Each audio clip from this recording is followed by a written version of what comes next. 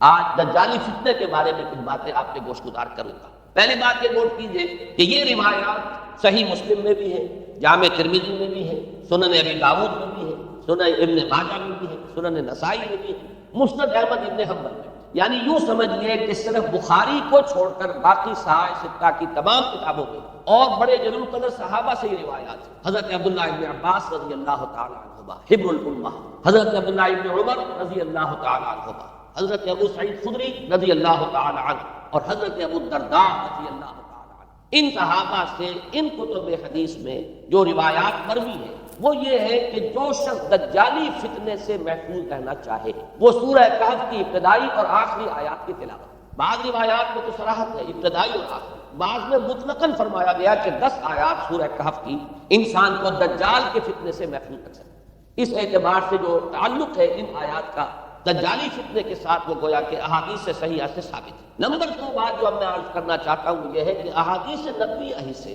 دجالی فتنے کے بارے میں جو باتیں ہمیں معلوم ہوتی ہیں وہ کیا ہے، دجال کے کیا اوصاف ہوں گے، کیا خصائص ہوں گے، دجالی فتنے کے کیا مظاہر ہوں گے، کیا آثار ہوں گے، کیا اثرات ہوں گے۔ اس کی وضاحت میں پہلے تو ایک بات نوٹ کر لیجئے، ایک ہے دجالی فتنہ، ایک ہے ایک شخص معین المسیح الدجال، ان دونوں میں فرق ہے۔ معلوم ایسا ہوتا ہے کہ ایک تو شخص ہوگا جس کا ظہور ہوگا، وہ شخص معین ہوگا، اور اگر احادیث کا تتبع کیا جائے تو معلوم ہوتا ہے کہ وہ یہود کا کوئی بہت بڑا لیڈر ہوگا، اور آخری زمانے میں قریب قیامت کا جو زمانہ ہے، قرب قیامت کا، اس میں جو بڑی عظیم جنگیں ہونے والی ہیں، ان میں جب یہودیوں اور مسلمانوں کا مقابلہ ہوگا اور بہت کریٹیکل سٹیج پر وہ مقابلہ پہنچا ہوا ہوگا، اس وقت حضرت مسیح علیہ السلام کا نزول ہوگا اور وہ دجال اکبر کو یا المسیح الدجال جسے کہا گیا ہے اس کو وہ قتل۔ تو المسیح الدجال یہ تو ایک شخص معین، البتہ دجالی فتنہ صرف ایک شخص معین کے ساتھ نہیں متعلق ہے، بلکہ اس کے لیے جو احادیث آئی ہیں ان کا جب ہم تتبع کرتے ہیں، ان سب کو جب جمع کرتے ہیں تو معلوم ہوتا ہے کہ وہ ایک خاص کیفیت ہے، ایک خاص دور میں کچھ ایسی کیفیات پیدا ہو جائیں گی کہ جن کو دجالی فتنے سے تعبیر کیا گیا۔ وہ کیفیات کیا ہے، میں کچھ احادیث کے حوالے سے وہ میں نوٹ کر کے لایا ہوں، آج آپ کے سامنے رکھ رہا ہوں۔ پہلی بات یہ معلوم ہوتی ہے کہ اس دور میں، اس دجالی فتنے میں، انسان کو جو قواعد طبیعیہ ہیں، جو قدرت کی طاقتیں ہیں، کائناتی قوتیں ہیں، ان پر غیر معمولی غلبہ، اختیار حاصل ہو جائے گا، اور وہ دجال متصرف ہوگا ان تمام قواعد طبیعیہ پر، بالکل ایسے انداز میں جیسے کبھی انبیاء کرام علیہ السلام کو اللہ تعالیٰ معجزے عطا فرمایا۔ وہ معجزے کہ جو اللہ تعالیٰ کے فضل و کرم سے اللہ کے رسولوں کو عطا ہوئے ہیں، گویا کہ وہ سب کی سب کیفیات ہیں کہ جو دجال کے بارے میں قرآن مجید یا احادیث نبویہ میں وارد ہے۔ مثلا پہلی بات یہ بتائی گئی کہ اس کے لیے فاصلہ بے معنی ہو کر رہ جائے گا، انتہائی تیز رفتاری ہوگی جو اسے حاصل ہوگی۔ چنانچہ الفاظ یہ ہے کل غیث استدبرت الريح، وہ ایک ایسے طوفان کے مانند جو ہے وہ سیلاب آئے گا کہ جیسے کوئی بہت زوردار آندھی جو ہے اس کے ساتھ طوفان آیا کرتا ہے۔ آپ سائیکلون کا تصور کیجئے کہ جس طریقے سے وہ ایک انتہائی تیز رفتار ہوا جو ہے وہ طوفان کو لے کر آتی ہے، اس طور سے وہ فتنہ پھیلے گا۔ ایک اور حدیث میں الفاظ ہے فَلَا تَدْعُ قَرْيَةً إِلَّا حَبِطَتْهَا فِي 40 لَيْلَةً، یہ مسلم شریف کی روایت ہے حضرت نواس بن سمعان رضی اللہ تعالیٰ عنہ۔ کوئی قریہ تک نہیں چھوڑے گا دنیا کی کوئی آبادی چھوٹی سے چھوٹی جس میں وہ نہیں پہنچ جائے گا 40 دن کے اندر اندر۔ یہ اس کی تیز رفتاری کا عالم ہوگا، گویا کہ میں تعبیر کر رہا ہوں اسے ان الفاظ سے کہ فاصلہ بے معنی ہو کر رہے گا۔ اسی کے ضمن میں بعض اور روایات آئی، سواری جو ہے اس دجال کی اس کو گدھے سے تعبیر کیا گیا ہے، اس لیے کہ ظاہر بات ہے اس دور میں اور کسی شے کا اگر تذکرہ کیا جاتا ہوائی جہاز کا یا راکٹس کا تو وہ تو لوگوں کی سمجھ میں نہ آتا، اور پہلے انہیں ساری سائنس پڑھانی پڑتی تب وہ الفاظ استعمال کرتے، لہذا وہ اس کا خچر، اس کا جس پر سواری ہوتی ہے، لیکن اس کی تیز رفتاری کے لیے الفاظ آئے ہیں کہ اس کا ایک قدم اگر مکے میں ہوگا تو دوسرا قدم شام میں جا کر، اور الفاظ یہ آئے ہیں کہ اس کے دونوں کانوں کے درمیان فاصلہ جو ہے وہ 40 باع کا یعنی 80 ہاتھ کا ہے، بلکہ حضرت علی رضی اللہ تعالیٰ عنہ کے خطبے میں جو اس کا بیان ہوا ہے کہ اس کا ایک کان جو ہے وہ 30 ہاتھ لمبا کان ہوگا اس کا۔ ابھی ذرا یہ صرف احادیث آپ سنتے جائیے، پھر اس کے بارے میں ان سب کو جوڑ کر جو ہمیں نتیجہ نکالنا ہے اس پر گفتگو بات کریں۔ اسی طرح آواز کا معاملہ کہ اس کی آواز چہار رانگ عالم میں بیک وقت سنی جائے۔ الفاظ یہ ہے ینادی بصوت لہو یسمع لہو ما بین الخافتین، وہ ایک ایسی آواز کے ساتھ پکارے گا کہ جسے مشرق و مغرب کے مابین رہنے والا ہر شخص سنے گا۔ اس کی آواز جو ہے گویا کہ وہ تمام فاصلوں کے جو پردے ہیں اس کے لیے وہ حائل نہیں رہیں گے، بلکہ یہ کہ اس کی آواز جو ہے پوری دنیا میں مشرق و مغرب میں بیک وقت سنائی دے گی۔ تیسری بات معلوم ہوتی ہے کہ علاج معالجہ وہ اس انتہا کو اور عمل جراحی اس انتہا کو پہنچ جائے گا۔ یہاں وہ الفاظ آئے ہیں جو قرآن مجید میں حضرت مسیح کے معجزات کے لیے آئے۔ حضرت مسیح کے الفاظ جو ابرئ الاکمہ والابرص، کہ میں مادر ذات اندھے کو اور جو کوڑھ کا مرض تو ان دونوں کو میں ٹھیک کر دیتا ہوں۔ حضرت مسیح علیہ السلام صرف ہاتھ پھیرتے تھے اور مادر ذات جو نابینا ہے اندھا، بینائی اس کی آ جاتی تھی، اور کوڑھی جو ہے اس کے جسم پر ہاتھ پھیرتے تھے اس کا کوڑھ درست ہو جاتا۔ ابرئ الاکمہ والابرص، وہی الفاظ آئے حدیث میں کہ دجال کو یہ قدرت حاصل ہو جائے۔ نمبر 2 یہ کہ وہ یحیی الموتیٰ، جیسے کہ حضرت مسیح کے الفاظ ہیں یحیی الموتیٰ، میں زندہ کرتا ہوں مردے کو۔ حضرت مسیح فرماتے تھے ایک مردے کو قم باذن اللہ، اور وہ کھڑا ہو جاتا تھا۔ بالکل اسی طریقے سے دجال کو بھی قدرت حاصل ہو جائے گی کہ وہ مردوں کو زندہ کرے گا۔ مزید وضاحت ایک حدیث میں یہ ہے کہ وہ ایک شخص کو آری کے ساتھ بیچ میں سے چیرے گا، 2 ٹکڑے کر دے گا، پھر سینے گا اور زندہ کرے گا۔ معلوم یہ ہوا کہ علاج معالجے کا علم اور دوسرے یہ کہ جراحی کا علم جو ہے وہ اپنی ان بلندیوں کو پہنچے گا کہ اس حد تک انسان کی رسائی ہو جائے گی۔ چوتھی بات، اس کو زمین اور فضا پر اس قدر غلبہ حاصل ہو جائے گا، الفاظ یہ حدیث کے یامر السماء فتمطر، وہ آسمان کو حکم دے گا بارش برسا، وہ بارش برسائے گا، والارض فتنبت، اور زمین کو حکم دے گا کہ فصلیں اگا اور وہ اگائے گی، ویمر بالخربۃ فیقول لها اخرجی کنوزا، اور وہ کسی ویرانے پر سے گزرے گا اور اسے حکم دے گا، ویران چٹیل میدان، اور حکم دے گا کہ اپنے خزانے نکال، اور فرمایا اس کا نتیجہ یہ نکلے گا فتتبعہ کنوزها، تو زمین کے جو خزانے ہیں وہ نکل کے اس کے ساتھ چلنے شروع ہو جائیں۔ زمین پر قدرت، فضا پر قدرت، بارش کا حکم ہوگا وہ بارش ہو جائے گی، آسمان بارش برسائے گا، زمین اپنے خزانے اگل دے گی۔ پانچویں بات، وَيُبْعَثُ مَعَهُ الشَّيَاطِينُ عَلَىٰ صُورَةٍ مَّن مَاتَ، اس کے ساتھ کچھ ایسے شیاطین مبعوث ہوں گے کہ جو ان صورتوں کو اختیار کریں گے ان لوگوں کی جو مر چکے ہیں، من الآباء والأمہات والمعارف، جو آباء و اجداد اور مائیں اور دادیاں اور جو بھی جان پہچان والے لوگ ہیں جو فوت ہو چکے ہوں گے، وہ ان کی صورت اختیار کریں گے۔ فَتَأْتِيَ أَحَدَهُمْ فَيَقُولُ أَلَسْتُ فُلَانًا أَلَسْتَ تَعْرِفُنِي، پھر وہ آئے گا اور وہ شیاطین آئیں گے اور انسان سے کسی سے بات کریں گے، کیا تم مجھے نہیں پہچانتے؟ کیا میں تمہارا فلاں رشتہ دار نہیں ہوں؟ اپنی نشانیاں بیان کریں گے اور لوگ پہچانیں گے۔ یہ وہ احادیث ہے کہ جن کا جو نتیجہ نکلتا ہے اس کو پہچان لیجئے۔ وہ نتیجہ یہ ہے کہ حضور صلی اللہ علیہ وسلم نے دجالی فتنے کے جو اوصاف بیان کیے یا جو علامات بیان کی، ان کا حاصل یہ ہے کہ سائنس اور ٹیکنالوجی کی وہ بلندیاں انسان کو حاصل ہو جائیں گی کہ جو چیزیں کبھی رسولوں کے معجزوں سے ظہور پذیر ہوتی تھی وہ قوانین طبیعہ پر تصرف کے باعث خود انسان کر لیں گے۔ یہ ہے در حقیقت حاصل۔ چنانچہ آج آپ دیکھیے وہ جو اس کا گدھا ہے وہ ہمارے آج کل کے ہوائی جہاز ہے، اور آپ کو معلوم ہے کہ یہ رڈار جو ہے ان کے ہوائی جہازوں کے یہ بالکل اینڈ پر ہوتے ہیں ان کے بازوؤں پر، اور یہی ان کے کام ہے، انہی سے انہیں وہ معلومات حاصل ہوتی ہیں۔ خود ان کی لمبائی چوڑائی جو ہے وہ کتنی ہے، اور پھر یہ کہ ان کے درمیان فصل جو ہے وہ 80 ہاتھ کا یا 40 باڑ کا وہ موجود ہے، اور جہاز کی ایک اڑان اب تو کہیں بات پہنچ گئی کہ آپ کو معلوم ہے کہ پوری دنیا کے گرد بھی ایک جہاز جو ہے وہ چکر لگا لیتا ہے چند گھنٹوں کے اندر۔ لیکن یہ ہے کہ عام جو رفتار ہے اس میں بھی ایک پڑاؤ سے دوسرے پڑاؤ تک، ایک جگہ سے جس کو ہاپ کرنا کہتے ہیں، یہ بھی کم سے کم 500-700 میل کا عام طور پر سفر جو ہے وہ جہاز طے کر رہا ہے۔ اسی طریقے سے ہماری جو سائنس کی خاص طور پر جو طبی سائنس ہے، اب اس میں جس طریقے سے کہ زندہ رکھا جاتا ہے انسانوں کو، اور وہ ویجیٹیبل چاہے کہا گیا ہے ان کو ہیومن ویجیٹیبلز، لیکن یہ کہ دل کی دھڑکن بھی چلائے جا رہے ہیں، خوراک بھی پہنچا رہے ہیں، آدمی جو ہے وہ زندہ سال ہر سال تک زندہ پڑا رہتا ہے۔ اور یہ کہ سرجری بعض جانوروں پر تو یہ بات ہو چکی ہے کہ کاٹے گئے ہیں اور پھر ان کو سی دیا گیا ہے، جوڑ دیا گیا ہے۔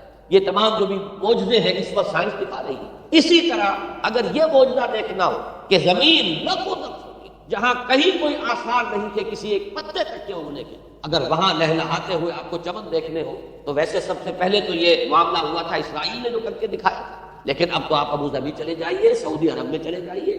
سعودی عرب کے اندر حال یہ ہے کہ آپ اگر ہوائی جہاز سے سفر کریں ریاض سے جدہ تک تو آپ کو جگہ جگہ بڑے سرکولر پیچز نظر آئیں گے جہاز سے، نہایت گرین، اور اس کے اندر جو ہے آرٹیفیشل اریگیشن کے ذریعے سے اور بہت عمدہ وہاں کاشت ہو رہی ہے، بہت خوبصورت خاک جو ہیں وہ تمام کے تمام سرکولر پیچز، اس لیے کہ جو اریگیشن ہوتی ہے وہ ان ویلز کے ذریعے سے ہوتی ہے کہ جو ایک سرکل میں چلتے ہیں اور پانی کی وہ آرٹیفیشل بارش جو ہے وہ ہوتی رہتی ہے۔ باقی یہ کہ فضا سے آرٹیفیشل رین، یہ تو بہت ہی سادہ سی بات ہے کہ فضا کے اندر ایٹماسفیرک کنڈیشن کو ذرا تبدیل کیا جائے تو بارش آ جاتی ہے۔ اور باقی رہ گیا آواز کا، یہاں سے باہر جانا، وہ تو آواز ہی نہیں، تو آپ صورتیں دیکھ رہے ہیں۔ آپ کو نیو یارک میں بیٹھا ہوا خطاب کرے، آپ پوری دنیا کے اندر جہاں چاہیں وہ آل ورلڈ اینٹینا آپ کے پاس صرف ہونا چاہیے، باقی ہے کہ آپ دنیا کے کسی بھی گوشے میں بیٹھے ہوئے کسی شخص کا خطاب یہ وہ سن سکتے ہیں۔ تو معلوم یہ ہوا کہ در حقیقت یہ جو دجالی فتنہ ہے، یہ اس کے اوصاف جو بیان کیے گئے، ابھی میں اس کو لفظ فتنہ سے تعبیر نہیں کر رہا، اسے جس چیز نے فتنہ بنایا وہ ابھی میں آپ سے عرض کروں گا، لیکن یہ جتنے اوصاف حدیث میں آئے، جتنی صفات بیان ہوئی ہیں، جو قبائح وہاں سامنے آ رہے ہیں، ان سب کا حاصل تو ایک لفظ میں یہ ہے کہ سائنٹیفک ڈیولپمنٹ اور ٹیکنالوجیکل ڈیولپمنٹ وہ اس درجے کی ہو جائے گی کہ قواعد طبیعیہ فورسز آف دی نیچر پر انسان کو تصرف اور تسلط حاصل ہو جائے گا اور وہ انہیں استعمال کرے گا، اور اس طریقے سے اس کے اندر وہ ساری کی ساری کیفیات جیسے کہ آج ہم دیکھ رہے ہیں اپنی نگاہوں کے سامنے پیدا ہو جائے۔ اب سوال یہ ہے کہ اس شے کو فتنہ کس چیز نے بنایا، یہ بات سمجھ لیجیے۔ جہاں تک سائنسی ترقی کا تعلق ہے، تکنیکی ترقی کا تعلق ہے، یہ چیزیں فی الاصل فتنہ نہیں ہے، یہ تو وہ علامہ آدم الاسماء کلھا کا ظہور ہے۔ اللہ تعالیٰ نے ازل میں حضرت آدم علیہ السلام کو جو صلاحیت عطا فرما دی تھی، یہ ایکسفولیشن ہے اس کا ظہور ہے۔ جیسے کہ آم کی گٹھلی میں آم کا درخت ہے، لیکن ظاہر بات ہے کہ اس کو درخت بننے میں وقت لگتا ہے، پہلے وہ 2 پتے نکلتے ہیں، پھر وہ بڑھتا ہے معاملہ، کئی سال میں جا کر وہ درخت جو ہے وہ جوان ہوگا، وہ پھل دے گا۔ اسی طریقے سے یوں سمجھیے کہ بالقوہ وہ علم حضرت آدم علیہ السلام کو دے دیا گیا، یعنی وہ صلاحیتیں ودیعت کر دی گئی، وہ فیکلٹیز، سمع، بصر اور فؤاد، دیکھو، سنو، نتیجہ نکالو اور آگے بڑھو۔ آپ نے چیز دیکھی، ایک سنی، نتیجہ نکالا، اس کو نوٹ کیا، آگے بڑھے، پھر کوئی چیز دیکھی، پھر کوئی سنی، اپنے سابق جو نتیجہ آپ نے نکال کر محفوظ کیا تھا اپنی میموری میں، اس کے ساتھ اس کو ٹیلی کیا، کوئی اور نتیجہ نکل آیا اور آگے بڑھے۔ تو یہ تو سٹیپ بائی سٹیپ، قدم با قدم انسانی علم آگے بڑھ رہا ہے۔ یہ ہرگز فتنہ نہ ہوتا، میرے الفاظ پر توجہ کیجئے، اگر اس کے ساتھ متوازن طور پر ایمان اور روحانیت کا ارتقا بھی ہوتا، اگر اس کے ساتھ اللہ کی معرفت، اللہ کی محبت، آخرت کا ایمان، منظور انسان کی جو ہے وہ آخرت ہے، دنیا نہیں ہے، اگر یہ چیزیں ساتھ کے ساتھ ہوتی تو یہ ہرگز فتنہ نہیں۔ فتنہ در حقیقت سے جس نے بنایا ہے وہ یہ ہے کہ کچھ ایسے اسباب ہوئے ہیں، اور وہ اسباب آج مجھے بیان کرنے کہ در حقیقت موجودہ عیسائیت اس کا سب سے بڑا سبب، اس کے نتیجے میں ایک بہت بڑا گیپ ہے، اپالنگ گیپ ہے، بڑا مہیب خلا ہے، بڑی وسیع خلیج ہے جو حائل ہو چکی ہے کہ ایمان اور روحانیت ختم ہوتے چلے گئے، اور یہ ٹیکنیکل اور سائنٹیفک ڈیولپمنٹ بڑھتی چلی گئی۔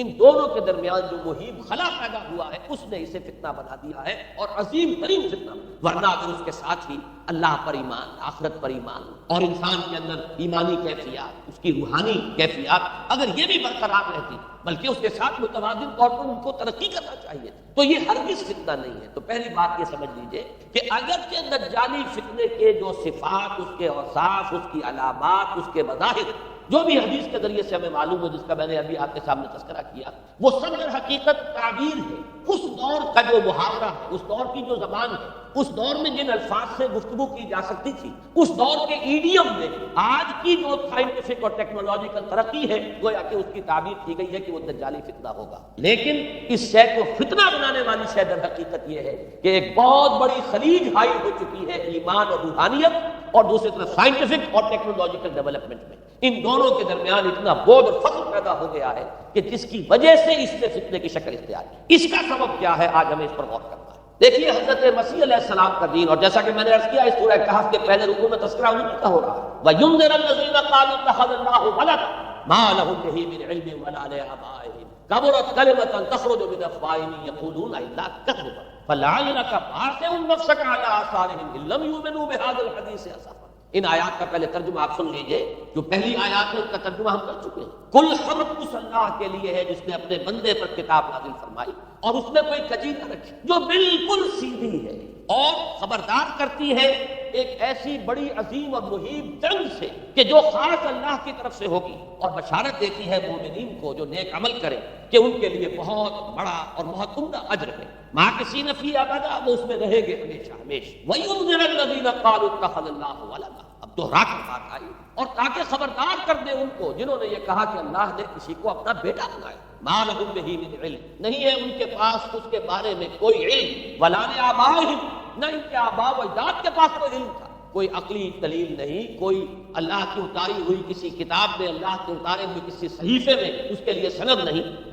وَلَا لِآبَائِهِمْ كَبُرَتْ كَلِمَةً تَخْرُجُ مِنْ أَفْوَاهِهِمْ، بہت بڑی بات ہے کہ جو نکل رہی ہے ان کے منہوں سے، إِن يَقُولُونَ إِلَّا كَذِبًا، نہیں بول رہے یہ، نہیں کہہ رہے یہ مگر جھوٹ۔ فلعلک باخع نفسک علی آثارہم، تو اے نبی صلی اللہ علیہ وسلم شاید کہ آپ اپنے آپ کو ہلاک کر لیں ان کے آثار پر. یہ آثار کے لفظ کو میں بھی جو کا تو رکھ رہا ہوں، بعد میں اس کی وضاحت کروں گا. ان لم یؤمنوا بہذا الحدیث اسفا، اگر یہ لوگ ایمان نہ لائے اس حدیث پر، یہ حدیث قرآن اس پر اگر یہ ایمان نہ لائے، جیسے کہ وہاں فرمایا گیا تھا اگر رحمت خداوندی میں داخل ہونا ہے اے بنی اسرائیل تو یہ شاہدرہ ہے رحمت خداوندی کا قرآن حکیم، آؤ داخل ہوگا.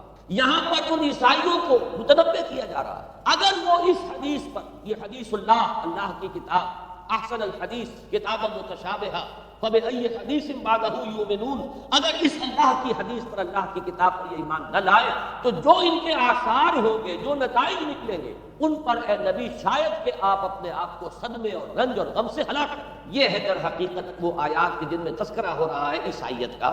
لیکن عیسائیت سے مراد کیا ہے اسے سمجھیے. حضرت مسیح علیہ السلام کا دین تو بعین ہی وہی دین تھا جو دین آدم سے لے کر محمد تک صلی اللہ علیہ وسلم وعلیہ الصلوۃ والسلام جتنے انبیاء آئے ہیں ان کے دین میں کوئی فرق. دین توحید وہی ایمان، البتہ شرائع کے اندر، شریعتوں میں کچھ تفصیلی احکام میں فرق ہوا ہے. شریعت موسوی اور شریعت محمدی میں علیہ صاحب الصلوۃ والسلام تھوڑا تھوڑا فرق ہے. دین ایک ہے. شرع لکم من الدین ما وصى به نوحا والذی اوحینا الیک وما وصینا به ابراہیم وموسیٰ وعیسیٰ. دین میں تو ہم نے وہی شے تمہارے لیے بھی معین کی ہے مسلمانوں کہ جس کی کہ ہم نے نوح کو وصیت کی تھی اور جس کی کہ ابراہیم کو اور موسیٰ کو اور عیسیٰ کو وصیت کی. دین ایک ہے. ان الدین عند اللہ الاسلام. تو دین مسیحی بھی وہی تھا بعین ہی جو دین محمدی ہے اور دین موسوی صلی اللہ علیہ وسلم علیہ الصلوۃ والسلام. البتہ حادثہ جو نہایت عظیم پیش آیا ہے اور وہ یہ ہے کہ ساؤل اس کا نام تھا پہلے، جس نے کہ اپنی زندگی میں حضرت مسیح علیہ السلام جب تک موجود تھے دنیا میں شدید انہیں تکلیفیں پہنچائی، شدید ایذائیں پہنچائی، ان کی مخالفت پر کمر بستہ تھا. لیکن اس کے بعد جب انہیں اٹھا لیا گیا، یا عیسائیوں کے عقیدے کے مطابق وہ سولی دے دیے گئے، اور اس کے بعد ان کا عقیدہ بھی یہ ہے کہ سولی پانے کے بعد پھر وہ زندہ ہو کر آسمان پر چلے گئے. جبکہ ہم یہ سمجھتے ہیں اور ہمارا ایمان ہے کہ انہیں سولی دی نہیں گئی، بلکہ انہیں تو پہلے ہی اٹھا لیا گیا تھا، ان کی جگہ کوئی اور ہے. انجیل برنباس نے یہ بات بالکل واضح کر دی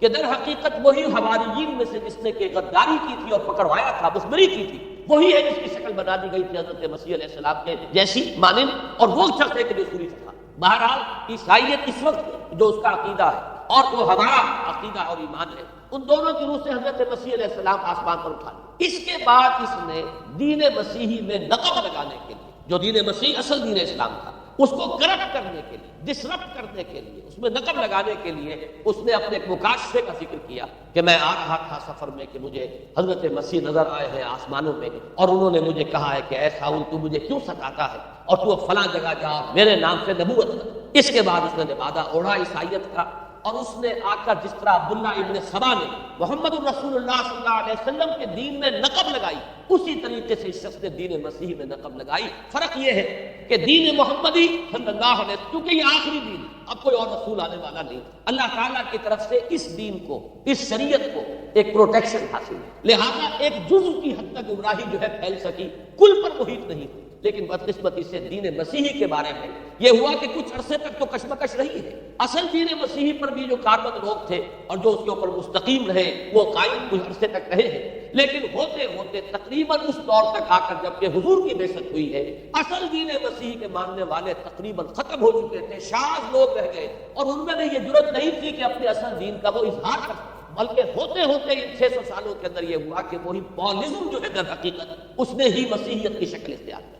یہ پولزم جو ہے یہ ہے در حقیقت یوں سمجھیے کہ ادیان عالم کی تاریخ میں سب سے زیادہ گمراہ کن مذہب، جس کا رد عمل پیدا ہوا ہے یورپ میں، جس نے کہ اس دجالی فتنے کی شکل اختیار کی ہے. میں یہ چاہتا ہوں کہ اس کے ضمن میں چند باتیں آج آپ کے سامنے رکھوں. پول نے جو دین مسیحی میں یا دین اسلام میں جو صحیح دین ہے اللہ کا، اس میں 3 تبدیلیاں بنیادی کی. سب سے پہلا تو وہی جو قرآن کہہ رہا ہے الذین قالوا اتخذ اللہ ولد، مسیح کو، حضرت مسیح علی نبینا علیہ الصلوۃ والسلام انہیں خدا کا بیٹا قرار دیا. اور اس میں بھی نوٹ کیجئے بیٹے کے لیے عربی زبان میں 2 لفظ ہیں، ابن اور ولد. ابن کا لفظ دو معنی، 2 معنی ہوتے ہیں. ابن بیٹے کو بھی کہتے ہیں، اور ابن کا کوئی معنوی تعلق نہیں ہو سکتا ہے، صرف بیٹا نہیں. ابن السبیل مسافر کو کہتے ہیں، راستے کا بیٹا، یعنی چونکہ راستے کے ساتھ اس کا ایک تعلق ہے، راستہ چل رہا ہے، وہ تو ابن السبیل ہے. ابن الوقت وقت کا بیٹا، وہ وقت کا بیٹا اس معنی میں نہیں ہے، بلکہ یہ ہے کہ جو ہر وقت جو ہے حالات کے مطابق گرگٹ کی طرح اپنا رنگ بدلتا چلا جائے، چلو تم ادھر کو ہوا ہو جدھر کی، وہ ابن الوقت ہے۔ تو ابن الوقت اسی طریقے سے جو میں نے دوسری مثال دی ہے، ان کو اگر آپ سامنے رکھیں گے تو معلوم یہ ہوا کہ ابن کے تو دونوں معنی ہو سکتے ہیں، لیکن ولد یہ بالکل مخصوص ہے اولاد کے معنی میں۔ ولد یہ تو گویا کہ صلبی اولاد، اور عیسائیت وہ ہے مذہب کہ جس نے کہ بدترین شرک کی صورت اختیار کی ہے، اور ان کے ہاں عقیدے میں یہ الفاظ ہیں کہ مسیح اللہ کا، خدا کا صلبی بیٹا، تاکہ کوئی شک نہ رہ جائے کہ کوئی اور نسبت ہے جسے ابن سے تعبیر کیا گیا، کوئی اور تعلق ہے جس کے لیے لفظ اختیار کیا گیا، صلبی کا لفظ استعمال کیا گیا ہے کہ یہ خدا کا صلبی بیٹا۔ اور یوں سمجھیے اب اس کا جو نتیجہ نکلا کہ بیٹا اگر کسی کا ہے تو ظاہر بات ہے کہ وہ ہم جنس ہے، ہم نوع ہے اپنے باپ۔ انسان کا بیٹا انسان ہوگا، سید زادہ جو ہے سید کا بیٹا سید ہوگا، مغل کا بیٹا مغل ہوگا، گھوڑے کا بیٹا گھوڑا ہوگا، گدھے کا بیٹا گدھا ہوگا۔ معلوم یہ ہوا کہ بعین ہی جو کچھ باپ ہوتا ہے وہی بیٹا ہوگا۔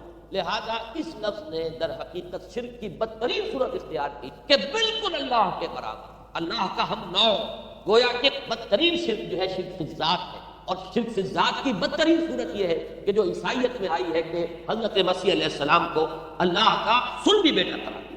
اب اس کے نتیجے میں چونکہ ظاہر بات ہے کہ آخر بائبل بھی موجود تھی، اس بائبل کو ایک دم کیسے ختم کر دیتا سینٹ پال کہیں یا بہرحال میں تو لفظ سینٹ اس کے ساتھ استعمال نہیں کرنا چاہتا، لیکن چونکہ ہمیں یہ ہدایت ہے قرآن مجید کی بھی کہ جو باطل معبود بنا لیے جاتے ہیں انہیں بھی ہم کوئی ان کے لیے توہین والے الفاظ استعمال نہ کریں، لہذا میں یہ لفظ استعمال کر رہا ہوں، ورنہ جی تو چاہتا ہے کہ کوئی اور لفظ اس کے لیے استعمال کیا جائے۔ لیکن جو بھی اس وقت دنیا میں اس کا معروف نام ہے پال، سینٹ پال، تو اس نے چونکہ ظاہر بات ہے کہ پوری بائبل کو کیسے ختم کر دیتا، ایک دم تورات کو کیسے ختم کر دیتا، تورات تو آج تک چلی آ رہی بائبل کے ساتھ ملی، the old testament, the new testament, یہ دونوں مل کر بائبل بنتی ہے۔ لہذا اب گورکھ دھندا بنانا پڑا انہیں، وہ تثلیث والا گورکھ دھندا، تین میں ایک، ایک میں تین، توحید بھی ہے تثلیث بھی ہے، تین میں ایک، ایک میں تین، اور یہ وہ شے ہے کہ جس نے عقیدے کا تعلق عقل سے منقطع کر، اس سے سمجھ میں آنے والی بات ہے، تین میں ایک، ایک میں تین، ایک گورکھ دھندا ہے۔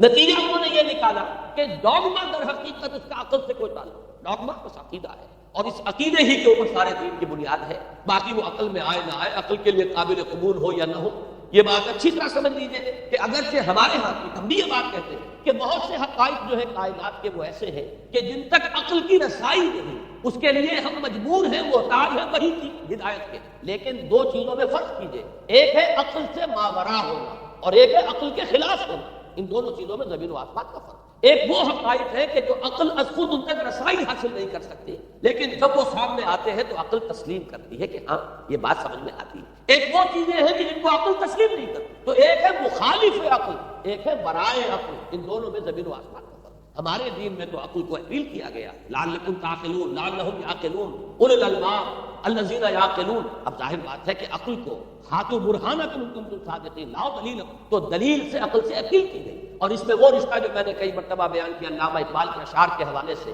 کہ عقل کو آسمان سے دور نہیں، اس کی قسمت پر حضور نہیں، اور گزرتا عقل سے آگے کہ یہ نور چراغ راہ ہے، منزل نہیں، منزل تک تو عقل نہیں پہنچائے گی لیکن راستہ تو دکھاتی ہے، اور جب کہ وحی کی روشنی سامنے آتی ہے تو عقل اس کی تصدیق کرتی ہے۔ یہ ہے ہمارا موقف اور یہ ہے عقلی معقول موقف، لیکن عیسائیت نے، بلکہ کہنا چاہیے پالیزم نے، مجھے یہاں پر لفظ عیسائیت اب استعمال کرنا نہیں چاہیے، اس لیے کہ حضرت عیسیٰ سے اب اس کی نسبت نہیں رہی، حضرت عیسیٰ سے اس کی نسبت جو ہے یہ مس نوبر، یہ غلط نام ہے۔ دی 100 کا مصنف جو ہے ڈاکٹر مائیکل ہارٹ، اس نے یہ بہت بڑی بات کہی، اس نے کہا در حقیقت موجودہ جو عیسائیت ہے اسے پالیزم کہنا چاہیے، یہ پالیزم ہے کرسچینٹی نہیں، اس لیے کہ در حقیقت حضرت مسیح علیہ السلام کی تعلیم جب تک وہ دنیا میں تھے وہ یہ نہیں تھی کہ جو پال نے، البتہ اس نے پال کو بہت بڑا شخص مانا، اس میں کوئی شک نہیں، اس لیے کہ اس نے تاریخ کے گھرانے کا جو ہے وہ رخ موڑ دیا ہے، اللہ تعالیٰ کے صحیح دین کو گویا کہ قلع کما کر کے ایک نیا دین اس طریقے سے پھیلایا ہے کہ آج بھی شاید دنیا میں کثیر ترین تعداد عیسائیت ہی کے نام لیواؤں کی ہے، واللہ عالم، یا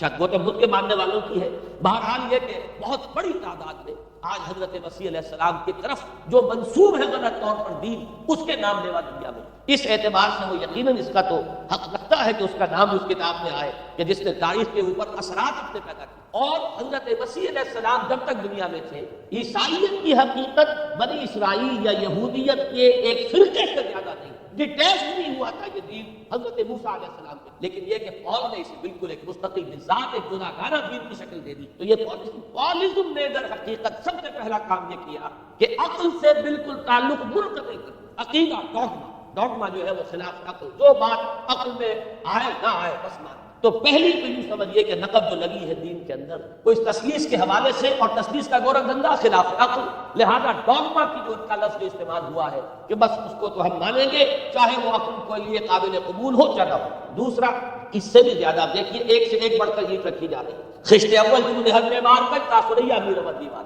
دوسرا کفارے کا عقیدہ جو مبنی ہے صلیب کے عقیدے۔ مسیح نے انتہائی ذلت کی موت یعنی صلیب کی موت جو ہے وہ خود کہتے ہیں کہ انتہائی ذلت کی موت، یہ ذلت کی موت کا پیالہ اس لیے پیا تاکہ اس کے ماننے والوں کی طرف سے کفارہ ادا ہو جائے۔ مسیح کفارہ ادا کر چکا ہے، اب جو شخص بھی مسیح کو مان لے گا اس کی گویا کی نجات ہو گئی، اس کا عمل سے کوئی تعلق، عمل ہو نہ ہو، بد کردار ہو، اچھا کردار والا ہو، نیک ہو، بھلا ہو، جیسا بھی ہو، برا ہو، بدماش ہو، لچا ہو، لفنگا ہو، مسیح کو مان لے صرف ماننے پر، اس لیے کہ مسیح تو اس کی طرف سے کفارہ پیش کر چکا، سارے گناہوں کا کفارہ جو ہے مسیح نے انتہائی ذلت آمیز موت جو ہے قبول کر کے گویا کہ اپنے ماننے والوں کے تمام گناہوں کا کفارہ دیا۔ یہ دوسرا عقیدہ، اس کا نتیجہ کیا نکلا؟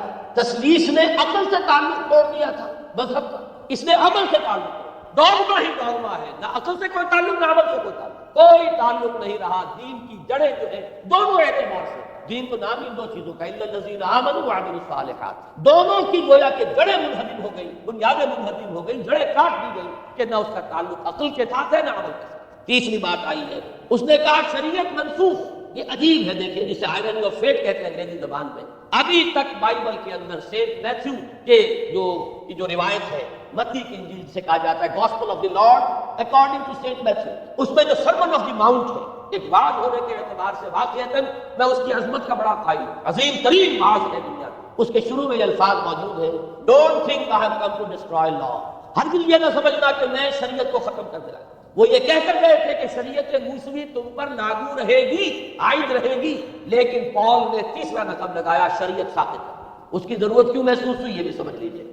حضرت مسیح یہ کہہ کر گئے تھے کہ میں صرف بنی اسرائیل کے لیے آیا ہوں، میں اسرائیل کے گھرانے کی کھوئی ہوئی بھیڑوں کی تلاش میں آیا ہوں، انجیل میں یہ الفاظ آج بھی۔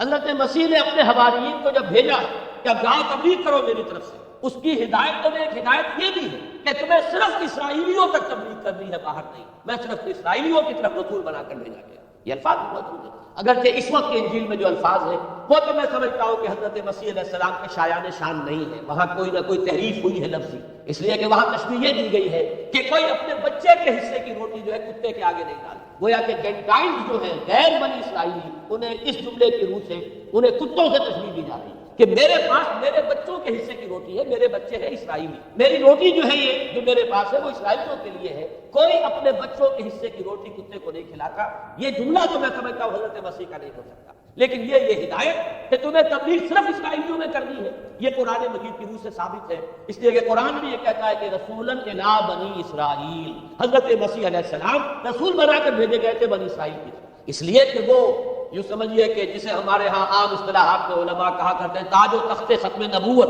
وہ تاج و تخت ختم نبوت تو ابھی منتظر تھا محمد رسول اللہ صلی اللہ علیہ وسلم کی آمد کا کہ وہی آئیں گے تو انہی کی بعثت ہوگی پوری نوع انسانی کی طرف۔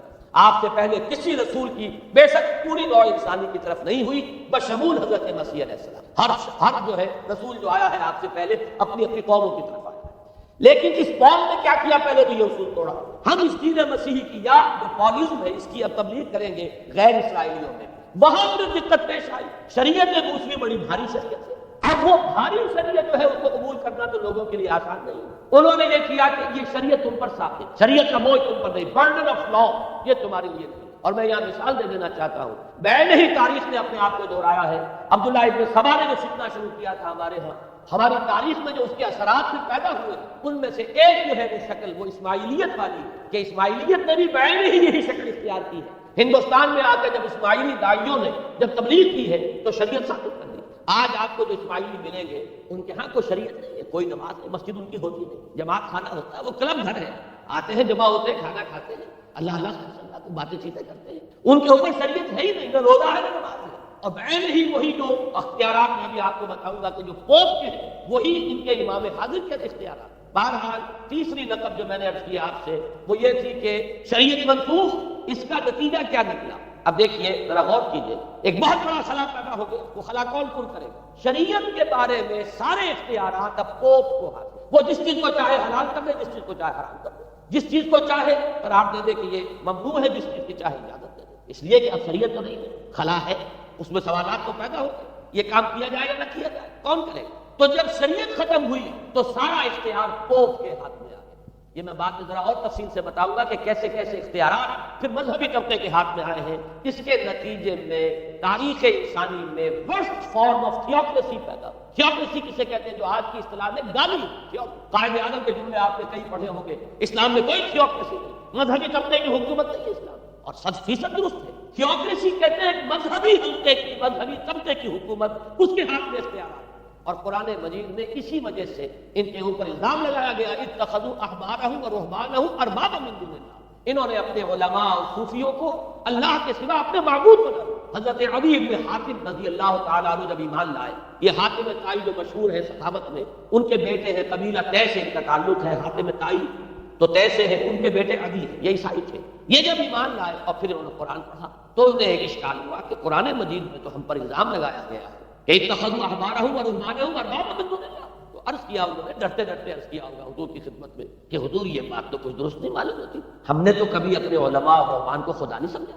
وہ اس مغالطے میں تھے کہ جب تک سجدہ نہ کیا جائے خدا نہیں مانا گیا. حضور نے پوچھا کیا ایسا نہیں ہے کہ جس چیز کو وہ حلال کہتے ہیں تم حلال مان لیتے ہو، جس چیز کو حرام کہتے ہیں حرام مان لیتے ہو؟ جی ہاں یہ تو ہے. یہی تو فرمایا اربابا من دون اللہ. تحلیل و تحریم کا اختیار صرف اللہ ہے، یا اللہ کے نمائندے کی حیثیت سے اس کے رسول کے پاس ہے، جس کو وحی ہے. اس کے بعد کسی کو اختیار نہیں. اجتہاد کر سکتا ہے لیکن اجتہاد کے لیے دلیل دینی ہوگی نص سے. کتاب اللہ سے کوئی دلیل لاؤ، سنت رسول اللہ سے کوئی دلیل لاؤ، استنباط کرو، عقل سے بات کرو. لیکن یہ ہے کہ تحلیل و تحریم یہ خدائی اختیار ہے، اللہ کے ہاتھ میں اس کا اختیار ہے. اور اللہ کے نمائندے کی حیثیت سے زیادہ یہ اللہ کے رسولوں کے ہاتھ میں اختیار آتا ہے. اس کے علاوہ کسی کے لیے، کسی اور کے لیے یہ مان لیا گیا تبھی تو ان کو خدا بنا لیا گیا. اسی معنی میں آج کی جمہوریت جو ہے وہ بدترین شرک ہے کہ یہاں یہ تسلیم کیا جاتا ہے کہ ساورنٹی جو ہے وہ عوام کی، ساورنٹی آف دی پیپل. کیا معنی ہے کہ عوام کے نمائندے جو چاہے قانون بنا دے، جس چیز کو چاہے حلال ٹھہرائے، جس چیز کو چاہے حرام ٹھہرائے. ان کے پاس حلت و حرمت کے جو پورے اختیارات ہیں ان کے پاس آ گئے. یہی تو خدائی مقام ہے، خدا کا مقام دے دیا گیا. اس سے بڑا شرک کیا ہوگا؟ در حقیقت حاکمیت غیر اللہ اس دور کا سب سے بڑا شرک. تو وہاں یہ حق جو ہے دے دیا گیا علماء کے ایک طبقے کو، پوپ. تو گویا کہ تاریخ انسانی کی بدترین تھیوکریسی، بدترین مذہبی استبدادی حکومت قائم ہوئی ہے یورپ. اس کے حوالے سے میں کچھ تاریخی حوالے بھی اب آپ کے سامنے رکھوں. دیکھیں جب تک پال نے یہ کام شروع کیا ہے تو تقریباً 3 صدیوں تک تو یہ صرف ایک مذہبی تبلیغ کا کام ہوا. انہوں نے کوششیں کی، محنتیں کی، پیغام پہنچایا. اور جیسا کہ میں عرض کر چکا ہوں اس وقت تک گڑبڑ تھے. پال کے ماننے والے بھی تھے اور حضرت مسیح کے جو اصل صحابہ تھے جو ان کے حواریین تھے ان کے ماننے والے بھی. لہذا کشمکش ان کے اندر بھی چل رہی تھی. لیکن ظاہر بات ہے کہ حضرت مسیح کے اصل حواریین وہ تو اول تو یہ کہ اپنی گفتگو رکھ رہے تھے محدود بنی اسرائیل تک. نمبر 2 یہ کہ انہوں نے تو شریعت کو ثابت نہیں مانا. جنگل کی آگ کی طرح جو مسیحیت پھیلی ہے وہ پالیزم والی تھی، اس لیے کہ اس میں تو کوئی شریعت کا کوئی بوجھ نہیں، کوئی حلال نہیں، کوئی حرام نہیں، کوئی نماز نہیں، کوئی روزہ نہیں. لہذا یہ تیزی کے ساتھ اور 300 برس تک تو ایک کشمکش جو ہے جاری رہی. انہوں نے تبلیغیں کی، مصائب جھیلے، کشمکش اندر بھی چلی باہر بھی چلی. لیکن اس کے بعد قیصر روم کانسٹنٹائن، قسطنطین جسے کہتے ہیں، جس کا یہ قسطنطنیہ ہے، کانسٹنٹائن، اس نے یہ محسوس کیا بالکل اکبر کی طرح، جیسے اکبر نے محسوس کیا تھا کہ میری مملکت کے اندر یہ مذہبی تصادم جو ہے یہ سب سے بڑی یوں سمجھیے کہ انسٹیبلٹی کا سبب ہے. لہذا ان تمام مذہبوں کو ایک خاون دستے میں ڈال کے کوٹ پیس کر ایک بناؤ. وہ جو دین اکبری یا دین الہی جو اس نے کیا تھا اس سیاسی مصلحت کی وجہ سے کہ یہ ہندو مسلم تصادم اور دوسرے مذاہب کا ٹکراؤ جو ہے وہ ہندوستان کو ایک سیاسی وحدت اور ایک اپنی سیاسی عظمت کی طرف پیش قدمی کرنے کا جو راستہ ہے اختیار کرنے سے روکتا ہے. لہذا یہ کام کیا جائے. یہی قسطنطین نے اس نے جب دیکھا بڑی کشمکش چل رہی ہے اس نے خود عیسائیت اختیار. عیسائیت کون سی اختیار کی؟ پالیزم والی. ظاہر بات ہے اس کے لیے بھی اصل عیسائیت اختیار کرنا جو ہے مشکل تھا، پالیزم والی. اور اس کے بعد یہ اسٹیٹ کی جو مشینری تھی، جو طاقت تھا، جو دباؤ تھا، اس کے حوالے سے اب یہ مسیحیت جو ہے پورے رومن امپائر کے اندر اب یہ بڑی تیزی کے ساتھ جس کو کہنا چاہیے اس کا ایک نظام قائم ہوا اور جو مذہبی طبقہ تھا اس کا اقتدار مستحکم. اس کے باوجود 200 برس اور گزرے۔ یونان ان کے بہت بڑا مرکز تھا، علم کا، فلسفے کا، سائنس کا، حکمت کا۔ آپ کو معلوم ہے یہ تمام ارسطو ہو، افلاطون ہو، یہ سب یونان کے ہیں، ارشمیدس ہو، یہ تمام کے تمام جو بھی ہے، تو سائنس اور فلسفہ دونوں اس کا گہوارہ یونان تھا۔ یونانی حکماء اعتراض کرتے تھے، لہذا سن 529 اس کو نوٹ کر لی۔ جسٹینین ایک قیصر تھا، اب قسطنطین کے 200 برس بعد، اس نے اپنی پوری مملکت میں فلسفہ اور سائنس کی تعلیم حرام کرا دی۔ کوئی نہ فلسفہ پڑھ سکے گا نہ سائنس، جو فلسفہ پڑھے گا اس کو مرتد قرار دے دیا جائے اور زندہ آگ میں جلا دیا جائے۔ انکوزیشن کورٹ قائم ہوئی، وہ صرف مذہبی عدالتیں اس لیے قائم ہوتی تھی کہ جس کے بارے میں معلوم ہو جائے کہ یہ فلسفہ پڑھتا ہے یا یہ سائنس پڑھتا ہے، اس لیے کہ فلسفہ اور سائنس دونوں جڑ کاٹتے ہیں اس ڈوگما کی۔ وہ ڈوگما جو پولزم والا ڈوگما ہے، اس کی جڑ کھودنے والی ہیں دونوں چیزیں، اور چونکہ وہ دونوں عقل کو اپیل کرتی ہیں، یہ ڈوگما عقل کے متضاد ہے، لہذا مذہب کا تحفظ اسی طرح ہو سکتا ہے کہ اب ان دونوں کو بالکل ممنوع قرار دے دیا جائے۔ یوں سمجھیے کہ تقریباً 1000 برس تک یورپ نے، جو کہ سب سے بڑی بات ہے، یورپ میں فلسفہ اور حکمت اور یہ سائنس کی تعلیم ممنوع ہے۔ یہ ہے در حقیقت سب سے پہلا کام جو جسٹینین نے کیا 529۔ اس کے بعد آگے چل کر پوپ کا جو اقتدار ہے وہ اتنا زبردست بنا، پوپ کو اختیار حاصل ہو گیا، جس چیز کو چاہے وہ قانون کا درجہ دے دے، اس لیے کہ شریعت تو ہے نہیں، خلا پوپ کون کرے گا؟ پوپ کو اختیار حاصل ہو گیا، وہ جس کے گناہ چاہے معاف کر دے۔ اب دیکھیے اگرچہ ویسے تو گناہ پہلے ہی معاف ہو گئے کہ جس نے مسیح کو مان لیا گناہ تو معاف ہو گئے اگلے پچھلے سبب، لیکن یہ کہ پھر بھی ایک خلش رہ جاتی ہے انسان کے دل میں، چونکہ ایک اخلاقی حص انسان کے اندر اللہ نے پیدا کی ہوئی ہے۔ جب کوئی شخص کرتا ہے، کوئی بدکاری کرتا ہے، کوئی چوری کرتا ہے، ڈاکہ ڈالتا ہے، تو وہ جو ایک کانشنس ہے، وہ جو پرک کرتا ہے، اس کو بھی ختم کرنے کے لیے اگر پوپ یا کارڈینل یا اس کے کسی نمائندے کے سامنے جا کر اعتراف گناہ کر لو اور کچھ اس کی مٹھی گرم کرو، کچھ ہدیہ پیش کرو، تو توبہ نامہ، معافی نامہ تمہیں دے دیا جائے گا، اور وہ جو چیز ہے وہ تمہارے لیے سند ہے کہ کوئی تم کے پاسپورٹ تمہارے گناہ کے نہیں۔ پھر ان کی قیمتیں، ان کے لیے بڑی بڑی جو ہے ہدیے مقرر کیے گئے۔ تیسری چیز، بائبل کا اول تو یہ کہ مفہوم جو ہے وہ کوئی سند نہیں ہے، اس لیے کہ بائبل ہانٹ کر رہی تھی۔ اولڈ ٹیسٹمنٹ بھی ہے، یہ حضرت مسیح کی یہ 4 انجیلیں بھی ہیں، یہ تعلیم کچھ اور ہے، لہذا بائبل جو ہے وہ سند نہیں ہے، سند پوپ کا جو ہے فرمان وہ سند۔ بائبل کی شرح کرنے کی، بائبل کی طرف سے کوئی دلیل لانے کی کسی کو کوئی حق حاصل نہیں۔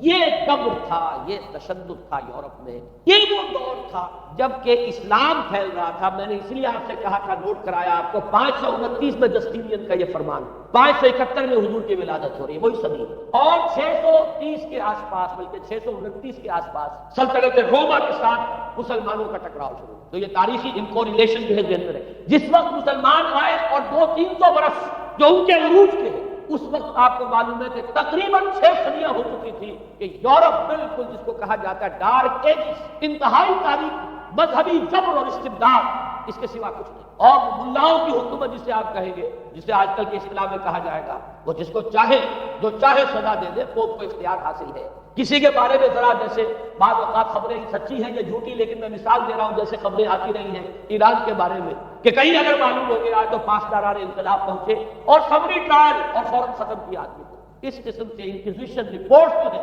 وہ کورٹس وہاں قائم ہوئی، اور یوں سمجھیے کہ لاکھوں افراد رہے تھے یہ گئے زندہ جلا۔ لیکن اس کے بعد جب عالم اسلام میں وہ روشنی پھیلی، اور خاص طور پر بنو عباس کے زمانے میں، اب بھاگ بھاگ کر وہاں جو بھی تھے فلسفے کے اور سائنس کے کوئی دلچسپی رکھنے والے، وہ بھاگ کر عالم اسلام میں آ گئے۔ یہاں اب وہ کتابیں جو ہیں ان کے ترجمے ہوئے، خاص طور پر مامون اور ہارون الرشید کے زمانے کے اندر یہ علم جو ہے ہندوستان سے بھی لیا، یونان سے بھی لیا مسلمانوں نے، اور اس کے بعد یہ غرناطہ اور قرطبہ کی یونیورسٹیوں کے ذریعے سے اس علم نے پینیٹریٹ کیا ہے دوبارہ یورپ۔ دیکھیے سرکل کیسے بنا ہے، یونان کا علم آیا ہے پہلے عالم اسلام میں، مڈل ایسٹ میں، اور پھر ادھر سے ہو کر چکر کھا کر اور اسپین کی یونیورسٹیوں کے ذریعے سے یورپ میں انٹروڈیوس ہوا ہے۔ اس وقت پھر اصلاح مذہب کی تحریک شروع ہوئی، اور ساتھ ہی تحریک احیاء العلوم رینیسانس، اس کے نتیجے میں وہاں بیداری پیدا ہوئی۔ لیکن یہ بیداری اب آپ نوٹ کر لیجئے، ایک تو پروٹیسٹنٹ مذہب پیدا ہوا، اور کئی سو برس تک تصادم رہا کیتھولکس کے اندر اور پروٹیسٹنٹس میں۔ پورے اسلام کی تاریخ میں کبھی اتنے خونی فسادات نہیں ہوئے، کبھی بھی شیعہ سنی فساد بھی کبھی اتنا نہیں جتنا کہ کئی سو برس تک رومن کیتھولکس اور پروٹیسٹنٹس کے مابین یورپ میں ہوتا رہا۔ بلکہ اس میں تو ایسے ایسے واقعات آتے ہیں کہ لگ بھگ 10 لاکھ افراد جو ہیں وہ ختم ہوئے ہیں. یہ آپس کا تصادم جو تھا، پروٹیسٹنٹ مذہب جو پیدا ہوا اصلاحی مذہب کی تحریک کے ذریعے سے، اور وہ رومن کیتھولک پاپائیت والا نظام، ان کے درمیان جو تصادم ہوا 10 لاکھ کی تعداد بتائی جاتی ہے کہ آدمی مارے گا. بلکہ فرانس کا ایک شہر ہے، وہاں تو 19 دن تک مسلسل قتل عام کیا گیا پروٹیسٹنٹ، اور وہاں حاملہ عورتوں کے جو ہے پیٹ چاک کر کے بچے نکال کر ان کو بھی جو ہے ختم کیا گیا. یہ سارا ظلم جو ہے وہاں ہوا ہے، تصادم ہوا ہے. اس کے نتیجے میں آپ خود سوچئے کہ کس قدر نفرت پیدا ہوئی عوام کے اندر مذہب. اس کے ساتھ ہی اب وہ علم شروع ہوا، سائنس شروع ہوئی. لہذا علم اور سائنس دونوں کی جڑ میں مذہب سے شدید نفرت ہے. یہ ہے وہ سبب کہ جس نے یہاں سے راستے علیحدہ کر دیے. اور مذہب کیونکہ جبر کرتا ہے، مذہب کیونکہ عقل کے اوپر بیڑیاں بٹھاتا ہے، پہرے بٹھاتا ہے، بیڑیاں ڈالتا ہے، اور مذہب کیونکہ تشدد کرتا ہے، لہذا مذہب کے خلاف ایک نفرت، ایک ریئیکشن. یہ ہے اس ساری سائنسی ارتقاء اور سائنٹیفک اور ٹیکنالوجیکل جو ڈیولپمنٹ ہوئی ہے، اس کی جڑ میں مذہب سے نفرت جو ہے اس کے بیج بو دیے گئے. اور یہ 200-250-300 سال میں اب یہ جو تناور درخت بن کر آتا ہے کہ ایک طرف سائنس کی ترقی، ٹیکنالوجی کی ترقی آسمان کو چھو رہی. آج انسان چاند کے اوپر تو انسان کے قدم جو ہے پہنچ چکے ہیں، اور آپ کا ایک راکٹ جو ہے وہ پورے تمام سیارے جو ہیں ہمارے سولر سسٹم کے ہیں ان سب کا چکر لگا کر اور وہ اس سے باہر چلا گیا ہے. خلا کے اندر کہاں گیا تک پتہ نہیں، لیکن یہ کہ تقریباً یوں سمجھیے کہ سن 77 کا چلا ہوا وہ، اور 12 برس تک اس نے سفر طے کیا ہے. کم سے کم سولر سسٹم کا جو ہے اس نے پورا جو ہے. اور جو میں نے آپ کو احادیث سنائی ان کے حوالے سے بات کیا سمجھ میں آئی کہ یہ سائنٹیفک ساری کی ساری سائنٹیفک ڈیولپمنٹ، یہ ٹیکنالوجیکل ڈیولپمنٹ، لیکن چونکہ اس کے ساتھ مذہب کا انکار ہے، خدا پر ایمان نہیں، آخرت کا یقین نہیں، روح کا گویا کہ انکار، روحانیت و محبوب کی بات ہے، روح کا انکار. نتیجہ یہ ہے کہ ان دونوں چیزوں کے مابین وہ گیپ، جسے میں نے کہا تھا بالنگ گیپ، ایک بہت بڑا گیپ ہے جو پیدا ہو چکا ہے. اب میں حدیث آپ کو سنا رہا ہوں، بخاری شریف میں جو روایت ہے اس نے فرمایا کہ دجال کے ماتھے پر لکھا ہوا ہوگا کافارا کفر. الفاظ یہ ہے انہ مکتوب بین عینیہ کافارا، علیحدہ علیحدہ، یقرأہ کل مومن کاتب و غیر کاتب. وہ اس طرح نمایاں لکھا ہوا ہوگا کہ ہر شخص اسے پڑھ لے گا، چاہے وہ لکھنے والا ہو چاہے نہ ہو، لکھا پڑھا ہو چاہے نہ ہو. یعنی اس تہذیب کے پیشانے پر کفر لکھا، مذہب سے دشمنی، مذہب سے بغض، مذہب سے دوری، مذہب کی ہر چیز کی نفی. آج جو ایک ورلڈ سیویلائزیشن، ایک عالمی تہذیب ہے جس کا کہ غلبہ ہے ہمارے اس پورے گلوب پر، اس میں 3 چیزوں کے مقابلے میں 3 چیزوں کی اہمیت ہے. خدا کی اہمیت نہیں ہے، ہوگا ہم انکار بھی نہیں کرتے، لیکن ہم جانتے بھی نہیں کہ ہے کہ نہیں. ہاں اہمیت کائنات کی، غور کرو، کائنات کے قوانین کو سمجھو، ایکسپلائٹ کرو، قوت جو ہے نیچر کی قوت اس کو مسخر کرو، اس کو استعمال کرو. ہوگا خدا ہے یا نہیں ہے اس بحث کو. اصل اہمیت جو ہے وہ کائنات. اسی طرح اصل اہمیت اس قسم کی مادے کی ہے. روح ہوگی کوئی شے ہمیں نہیں پتا، نہ ہم دیکھ سکتے ہیں، نہ ہم اسے چھو سکتے ہیں، نہ چکھ سکتے ہیں، ہوگی. لیکن یہ کہ اصل جو ہے اہمیت وہ مادے کی ہے قسم کی، اس کی فکر کرو. اسی طریقے سے حیات دنیاوی، اصل سے حیات دنیاوی، اس کو بناؤ، سنوارو، بہتر سے بہتر زندگی گزارو، ویلفیئر اسٹیٹ ہو، بہت ہی عمدہ ماحول ہو، اور ہر چیز کو، لیکن حیات ہوگی. اب تو آرام سے گزرتی ہے، آخرت کی خبر خدا ہے یا نہیں ہے اس سے ہمیں کوئی بحث. 3 چیزوں کے مقابلے میں 3 چیزوں کی اہمیت، یا یوں کہیے کہ 3 چیزوں کے مقابلے میں مقابل کی 3 چیزوں کو بالکل غیر اہم، اس کی طرف تو توجہ کا ارتکاز کائنات پر ہو، ذات باری تعالیٰ پر، ذات و صفات باری تعالیٰ ایک صرف علمی موضوع ہے. اصل توجہ کس ہے؟ کائنات. روح ہوگی کوئی شے، اصل شے جسم ہے، مادہ. حیات اخروی ہمیں نہیں پتا، کسی نے واپس آ کر خبر نہیں دی مرنے کے بعد، لہذا ہم نہیں کہہ سکتے ہے کہ نہیں. البتہ یہ کہ حیات دنیا کی تو ہے، اس کو مضبوطی کے ساتھ تھامو، اس کو بہتر بناؤ. توجہ کا اصل ارتکاز حیات دنیا. یہ ہے وہ گلوبل سیویلائزیشن جو در حقیقت یورپ سے ابری، اور یورپ سے ابری ہے اس کی بنیاد میں مذہب کی دشمنی موجود، جو رد عمل تھا در حقیقت اس پاپائیت کے نظام کا، جو پولزم کے ذریعے سے دنیا میں قائم ہوا. یہ وجہ ہے. اور آج انسان جہاں کھڑا ہے غور کیجئے، انتہائی ہولناک جنگ جو ہے وہ اس کے سر پر ایک خطرے کے طور پر مسلط ہے. 2 جنگیں اس ایک صدی میں ایسی ہو چکی ہیں جنہیں اپنے ورلڈ وار 1 اور ورلڈ وار 2 اتنے بڑے پیمانے پر قتل و غارت دنیا میں پہلے کبھی نہیں. اس لیے کہ پہلے فوجوں کی جنگیں ہوتی تھی، آبادیوں پر جا کر کہیں کو قتل عام ہو گیا ورنہ یہ کہ قبضہ لیا. پہلے وہ کسی اور کی ریت سے، اب کسی اور کی ریت ہو گئی. آیا بابر آیا، اس نے پانی پت کے میدان کے اندر ابراہیم لودھی کو شکست دی. دلی میں آ کر اس نے کسی کا خون نہیں بہایا، بس وہ آ کے تخت پر قابل ہو گئے. کہیں ہوئے ہیں نہیں، یا پھر عذاب الہی آتے رہے ہیں کہ رسولوں کے انکار کی سزا کے طور پر قوم نسیب منسیہ کی گئی ہے. لیکن جنگیں جو دنیا میں ہوتی وہ جنگوں کا معاملہ جو ہے وہ اس طرح کا ہوتا ہے. وہ فوجوں کے درمیان ٹکراؤ ہوتا تھا، میدان جنگ میں پشتوں کے پشتے لگتے تھے، لیکن اس کے بعد نہیں ہو گیا، کہیں کسی نے بہت غصہ نکال دی۔ لیکن اس صدی میں اب جو جنگیں ہوئی ہیں اس سے تو ملک کے ملک تہس نہس ہوئے، آبادیاں ختم ہوئی، اور جو تیسری جنگ ہوگی یہ جان لیجیے آخر انسان کب تک اسے ٹالے گا۔ رشیا کے بارے میں یہ سمجھنا کہ وہ پیچھے ہٹ گیا ہے، پسپائی اختیار کر لی، اس میں بہت بڑی حماقت ہے۔ وہ در حقیقت اب ڈپلومیسی کی راہ سے سپریمیسی چاہتا ہے، لہذا تصادم تو ہو سکتا ہے۔ مولانا مناظر حسن گیلانی رحمۃ اللہ علیہ کے خیالات جو ہیں وہ مجھے اس سورہ کہف کے ابتدائی آیات کے ضمن میں مجھے ان سے اتفاق ہے، بہت سی چیزیں ان سے ماخوذ۔ اسی طریقے سے جو حدیث اب میں آپ کو بتا رہا ہوں میرے سامنے اس کا مطلب نہیں ہے، مولانا حامد میاں رحمۃ اللہ علیہ انہوں نے مجھے یہ بتایا تھا کہ جو میں نے جمع کیے ہیں حالات و واقعات، قیامت سے پہلے جو حالات و واقعات پیش آنے والے ہیں جن کی پیشین کوئی احادیث میں ہے، ان سے معلوم ہوتا ہے کہ ایک بہت بڑی خوفناک، اتنی بڑی خوفناک جنگ، اور ان کے الفاظ یہ ہے کہ اس میں دونوں فریق جو ہوں گے ان میں بڑی تعداد عیسائیوں کی ہوگی، ادھر بھی ادھر بھی، ایک طرف البتہ عیسائیوں کے ساتھ مسلمان بھی ہوں گے، یہودی بھی ہوں گے، اور دوسری طرف خالص عیسائی طاقت، اور ان کے درمیان اتنی خوفناک جنگ ہوگی۔ الفاظ ان کے یہ ہے اس حدیث کے جو انہوں نے مجھے بتایا کہ ایک پرندہ سینکڑوں میل تک پرواز کرے گا اور اسے سوائے لاشوں کے اور کچھ نہ دے۔ آپ تصور کیجیے اگر ایٹمک وار ہو جاتی ہے تو یہی ہوگا، تہس نہس ہو جائے گا، ختم ہو کر رہ جائے گا۔ اور یہ چیز جو ہے یہ بہرحال یہ جتنا کچھ پائلٹ کیا گیا ہے، یہ ڈسٹرکٹیو فورس سائنس کی یوں سمجھیے کہ معراج اب یہی ہے۔ اب تو سٹار وارز کی باتیں ہو رہی ہے کہ صرف زمین پر نہیں، باہر بھی یہ جنگیں ہمیں لڑنی پڑیں گی، لیکن یہ کہ اس کا کیا حال ہوگا۔ امریکہ میں ایک پکچر تیار کی گئی تھی، دی ڈے آفٹر، غالباً اس کا نام ہے، اس میں ایک نقشہ دکھایا گیا ہے اس قدر ہولناک کہ یہ 100 اونچی منزلہ عمارتیں جو ہے یہ ایسے جیسے کہ کچے گھروں میں ہوتے ہیں ایسے وہ پگھل کر رہ جائیں گی، اور یوں سمجھیے کہ انسان جو ان کے اندر ہوں گے، ایک ایک منزل کے اندر، ایک ایک ایسی 100 منزلہ عمارت کے اندر ہزاروں آدمی ہوتے ہیں، جیسے کہ کوئی ایسی کالونی ہو کوئی ان کی چیونٹیوں کی، اور اس پوری کالونی کو آپ اپنے پاؤں سے بسر دیں، ایسے انسان ہوگا اگر وہ جنگ ہو جاتی جس کا نقشہ کھینچا گیا۔ یہ ہے در حقیقت وہ بات کہ جو مولانا مناظر حسن گیلانی فرما رہے ہیں ان آیات مبارکہ میں، وَيُنذِرَ الَّذِينَ قَالُوا اتَّخَذَ اللَّهُ وَلَدًا، تاکہ خبردار کر دے یہ قرآن ان لوگوں کو جنہوں نے کہا ہے کہ اللہ نے بیٹا بنایا، بدترین شرک کا جنہوں نے ارتکاب کیا، اور اسی ولدیت مسیح کے عقیدے سے وہ ساری کریکشن جو ہے دین خداوندی کی، دین مسیحی کی اصل جو دین تھا اس کی جو ہوئی ہے اس کے نتیجے میں آج نوع انسانی وہاں کھڑی ہے۔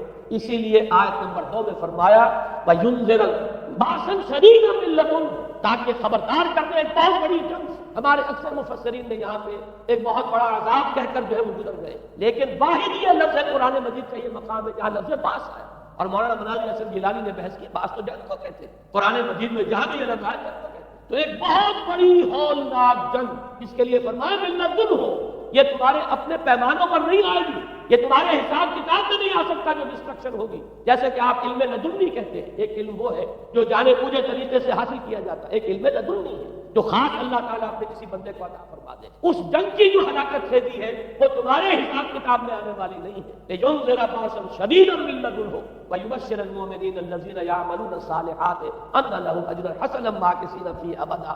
البتہ اللہ تعالیٰ بچائے گا اپنے اہل ایمان بندوں کو جو نیک عمل پر متعلق۔ اب میں وہ حدیث آپ کو سنا دوں، میں نے پہلے بخاری کی حدیث آپ کو سنا دی کہ اس پورے فتنے کے معلوم ہوگا کہ اس کی دونوں آنکھوں کے مابین کافارا لکھا ہوا ہے، کفر، گویا کہ یہ سمبل ہے، یہ علم، یہ علامت ہے اس جدید موجودہ تہذیب کی، کفر، الحاد، مادہ پرستی، خدا کا انکار، آخرت کا انکار، روح کے وجود کا انکار۔ اس کے بعد فرمایا یہ ابو داؤد کی روایت ہے، فواللہ ہے تو خدا کی قسم وہ وقت جب آئے گا، ان الرجل لیاتی ہے وہو یحسب انہ مؤمن، ایک شخص حاضر ہوگا اس کے پاس، دجال کے پاس، اور وہ شخص اپنے آپ کو مومن سمجھتا ہوگا کہ مومن ہے، فَيَتَّبِعُهُ بِمَا يُبْعَثُ بِهِ الشُّبْهَاتِ، لیکن جو شبہات اس فتنے کی وجہ سے اس کے اندر پیدا ہو جائیں گے اس کی وجہ سے وہ بھی اسی کی پیروی۔ آج آپ عالم اسلام کا نقشہ دیکھ لیجیے، ذہنوں کے اندر جو شبہات ہیں، ایمان کے بارے میں یقین کی کیفیت کتنوں کو حاصل ہے، وہی ساری ہماری بھی ویلیوز ہے، وہی مادی تہذیب جو ہے، آج ہم بھی اسی کے پیروکار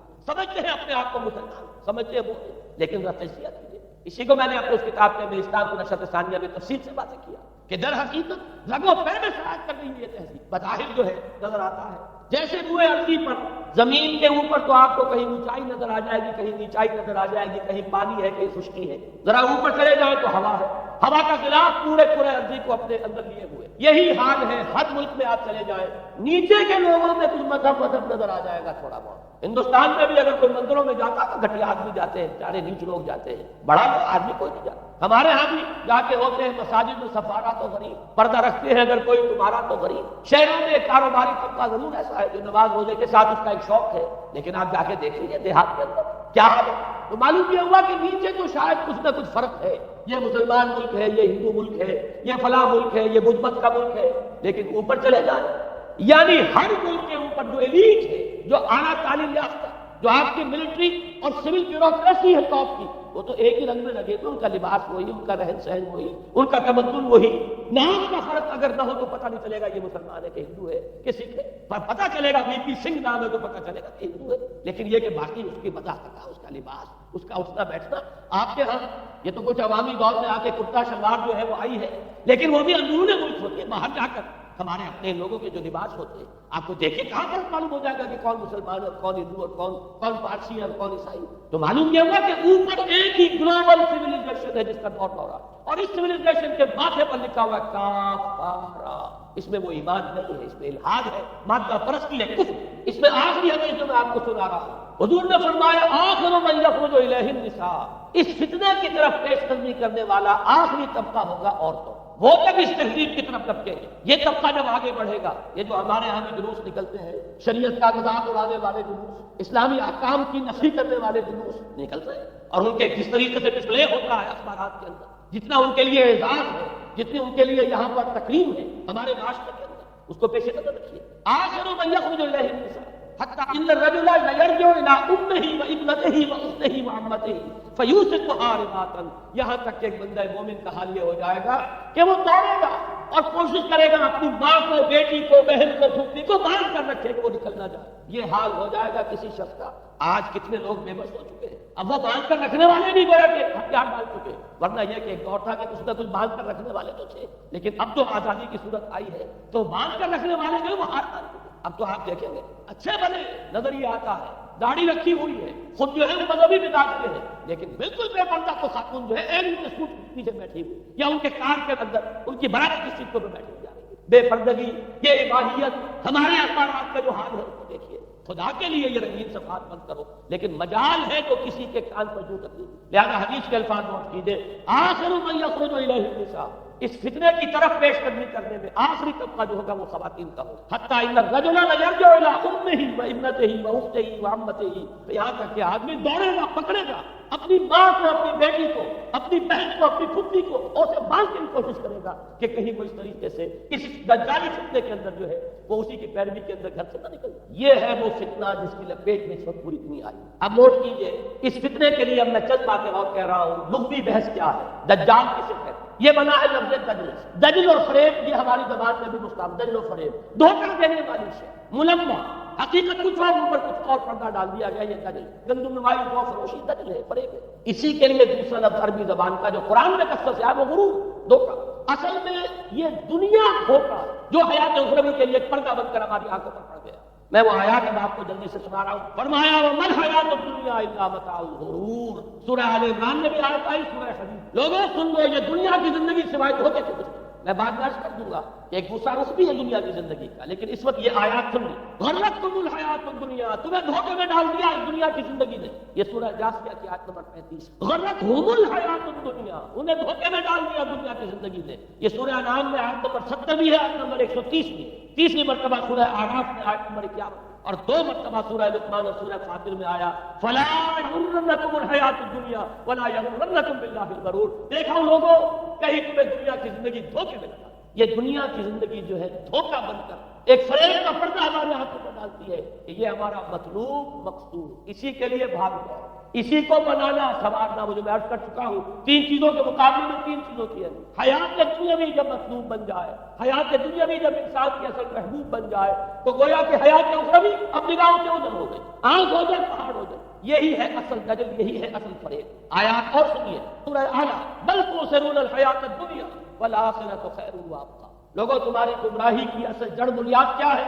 تم دنیا کی زندگی کو ترجیح دیتے ہو جبکہ آخرت بہتر بھی ہے اور باقی رہنے والی. کلا بل تحبون العاجلہ وتذرون الآخرہ، کوئی نہیں، تمہارا اصل مرض یہ ہے کہ تم اس عاجلہ سے جو موجود ہے، سامنے ہے، نقد ہے، اس سے محبت کرتے ہو اور آخرت کو تم نے ترک دیا ہے، چھوڑ دیا۔ یہ سورہ قیامہ اور اس سے اگلی سورت جو ہے وہ آپ کے علم میں ہے، سورۃ الدہر، اس میں فرمایا گیا ان ہؤلاء یحبون العاجلۃ ویذرون وراءهم یوما ثقیلا، ان لوگوں کا اصل مرض یہ ہے کہ اس عاجلہ کو پسند کرتے ہیں، اس سے محبت کرتے ہیں، اور پیچھے وہ جو بھاری دن آنے والا ہے اس کا خیال انہوں نے دل سے نکال دیا۔ یہ ہے در حقیقت اصل فساد، اصل فتنہ، اصل گمراہی اور خرابیوں کی جڑ ایک طرف۔ اب اسی کا ایک نتیجہ نکلتا ہے، یہ دنیا جتنی حسین بنتی چلی جائے گی اتنا ہی فتنہ شدید سے شدید تر ہوتا چلا ہے، یہاں جتنی آسائشیں ہوں گی اتنا ہی آپ پر غفلت کا پردہ طاری ہوگا۔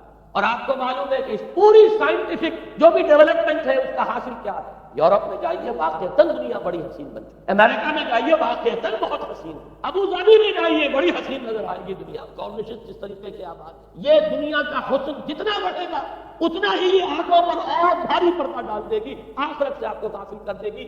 یہی دجل ہے، یہی فریب ہے، یہی فتنہ دجال، یہی وجہ ہے۔ دیکھیے یہ جو آیات آج میں بیان کر رہا تھا اس میں آخر میں فرمایا انا جعلنا ما علی الارض زینۃ لها لنبلوهم ایہم احسن عملا، ہم نے اس زمین کے اوپر جو کچھ ہے اسے اس کا بناؤ سنگھار بنا دیا ہے، زینت بنا دیا، تاکہ ہم جانچے پرکھے امتحان میں کون ہے اچھے عمل کرنے والا۔ یعنی روح روشن کے آگے شمع رکھ کر وہ یہ کہتے ہیں ادھر جاتا ہے دیکھے یا ادھر فرمایا، اللہ تعالیٰ نے اسی امتحان میں ہمیں ڈالا۔ اس دنیا کی یہ زینت ہے، زیبائش ہے، آرائش ہے، چمک دمک ہے، یہاں کی رونقیں ہیں، ان کو دیکھ کر آدمی ہل جاتا ہے، انہی کے پیچھے پڑ جاتا ہے، حلال سے حرام سے، جائز سے ناجائز سے، صحیح سے غلط سے، جس طرح بھی ہو یہ رونقیں میں بھی زیادہ سے زیادہ اپنے گھر میں لے آؤں، میں بھی اپنے ہاں وہ آسائش سے فراہم کر لوں، میں بھی یہ تمام چیزیں جو ہے جمع کر لوں۔ اسی کے لیے انسان اپنا نہ صرف یہ کہ پوری زندگی کا اثاثہ اسی میں انویسٹ کر بیٹھتا ہے بلکہ دیانت، شرافت، ان سب کو نکال دے۔ انا جعلنا ما علی الارض زینۃ لها لنبلوهم ایہم احسن عملا، ہم نے زمین کے اوپر جو کچھ ہے اسے اس کا زیور بنا دیا ہے، سنگھار، تاکہ ہم ذرا آزمائیں ان کو کہ آیا یہاں کے ہی اسی حسن کے اندر، اسی رعنائی کے اندر گم ہو کر رہ جاتے ہیں، یا اس حسن ازلی وہ اللہ تعالیٰ کا جلال و جمال یہ اس کے طالب بنتے ہیں۔ یہ ہے در حقیقت امتحان۔ اسی کو جیسے کہ حدیث میں بھی آیا تھا، شروع کی آیات اور آخری آیات، آخری رکوع میں فرمایا قل هل ننبئکم بالاخسرین اعمالا، اے نبی ان سے کہیے کیا ہم تمہیں بتائیں اپنی زندگی کی جد و جہد میں، بھاگ دوڑ میں سب سے زیادہ خسارے میں کون رہے؟ الذین ضل سعیهم فی الحیاۃ الدنیا وهم یحسبون انهم یحسنون صنعا، وہ لوگ کہ جن کی بھاگ دوڑ، جن کی محنت، جن کی کوشش وہ دنیا کی زندگی ہی میں بھٹک کر رہ گئی، اور وہ اپنے کہیں یہ سمجھتے رہے کہ ہم بڑے کامیاب ہو رہے ہیں، بہت اچھے کام کر رہے ہیں، ہم نے اتنی ترقی کر لی، ہم نے یہ کچھ بنا لیا، میں نے یہ جائیداد بنا لی، میں نے یہ کچھ مقام حاصل کر لیا، لیکن مطلوب و مفہوم دنیا وَاللَّهُ سَعْيُهُمْ فِي الْحَيَاةِ الدُّنْيَا، انہوں نے دنیا کی زندگی ہی کے اندر اپنی ساری سعی و جہد کو بھٹکا کر رکھ دیا۔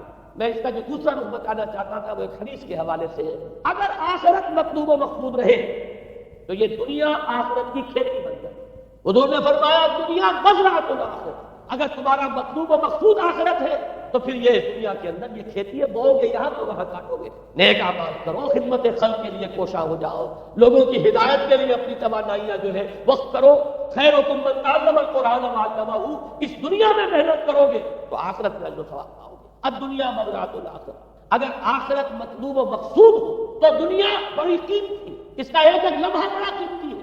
حیات دنیا نہیں نہ صرف یہ کہ غیر حقیقی نہیں بلکہ بہت قدر و قیمت کی حامل، لیکن اگر پردہ پڑ گیا، آخرت نگاہوں سے اوجھل اور دنیا ہی مطلوب و مقصود، تو یہ دھوکے کی ٹٹی ہے۔ وَمَا الْحَيَاةُ الدُّنْيَا إِلَّا مَتَاعُ الْغُرُورِ، نہیں ہے دنیا کی زندگی مگر دھوکے کا سامان۔ غرتهم الحیات الدنیا، غرتكم الحیات الدنیا، لا تغرنکم الحیات الدنیا، دیکھنا یہ دنیا کی زندگی کہیں تمہیں دھوکے میں نہ ڈالے۔ آخری بات عرض کر رہا ہوں، یہی وجہ ہے سورہ بنی اسرائیل میں بھی آخری لفظ پہلے رکوع میں وہ کیا تھا؟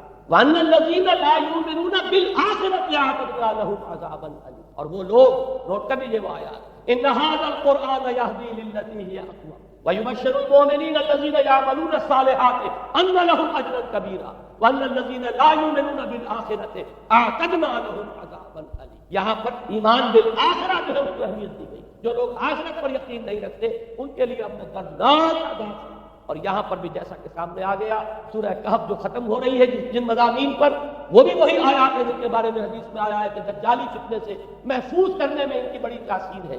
قل هل ننبئكم بالاخسرین اعمالا الذین ضل سعیهم فی الحیاۃ الدنیا وهم یحسبون انهم یحسنون صنعا اولئک الذین کفروا بآیات ربهم ولقائه فحبطت اعمالهم فلا نقیم لهم یوم القیامۃ وزنا۔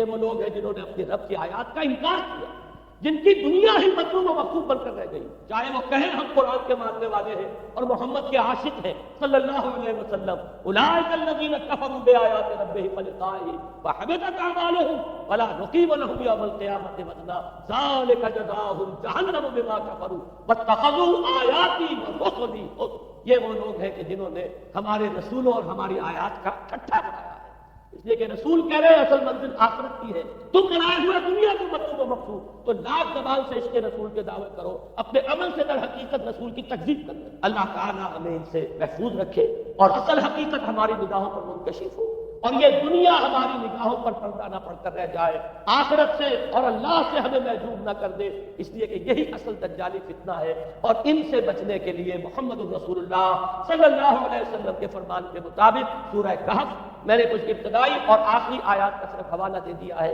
لیکن یہ کہ اس کے مضامین میں درمیان میں بھی کچھ چیزیں ہیں، اب میں اس طرح ایک ایک لفظ کے حوالے سے آئندہ ان کا تذکرہ نہیں کر سکوں گا، لیکن یہ ہے کہ میں موٹے موٹے مضامین انشاءاللہ سورہ کہف میں اس موضوع سے متعلق آئے بیان کروں گا۔ اقول قولی ھذا واستغفر اللہ لی ولکم ولسائر المسلمین۔